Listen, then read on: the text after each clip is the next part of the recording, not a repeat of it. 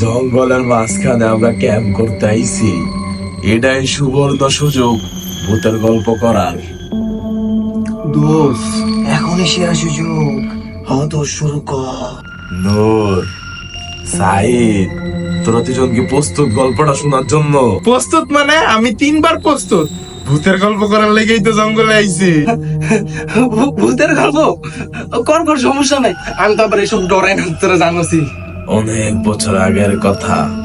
এক গ্রামের 2 ভাই বোন রাত 3টা বাজে নদী দিয়ে নৌকা পার হচ্ছিল, কিন্তু নৌকাতে ছিল না কোনো মাঝি। এক সময় একটি মাঝি দেখতে পাওয়া যায়। মাঝিটি ছিল একটি বুড়ি।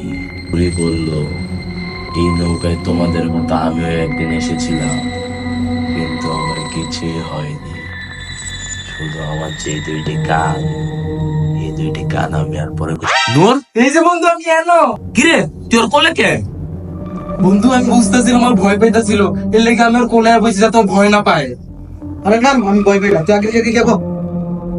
শোন, এখন একটা সময় এমন দেখা গেল, বাচ্চা জন্ম নেওয়ার পর পর মা বাপ নিজেই তাদের কান কেটে ফেলতেছে, কারণ বড় হওয়ার পরে এমনিতেও কান খুঁজে পাওয়া যায় না। এভাবেই দিন দেখতে গেল। কিরে নূর, তুই এত কে? বন্ধু আমি দেখতেছিলাম ভয় ওর ঘাড় কাঁপতাছিল, এর লেগে আমি ওর ঘাড়ের উপরে বইছি। আমি ভয়টাই পাই না, উঠতে পারি। বন্ধু আমি তোর লগেই বই, আবার তুই যদি আবার ভয় টয় পাস, আমি তোর লগে বই। হ্যাঁ এমনিতেও আমি ভয় পাই না, তাও তুই সাথে বসতে চাইছস, বল। তারপর একটা সময় এলাকার মানুষের পায়ের আঙ্গুলো খাওয়া শুরু করে দিল। এক সময় দেখা গেল ওই নদীর আশেপাশেও কেউ ভয়ে যাইতো না।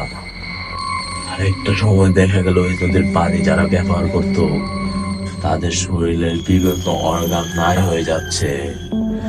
যেমন এর ভিতর অন্যতম হাতের আঙ্গুল। দোস্ত, আমি কিন্তু একটু ভয় পাইতাছি না, তুই গল্প কইতে থাক।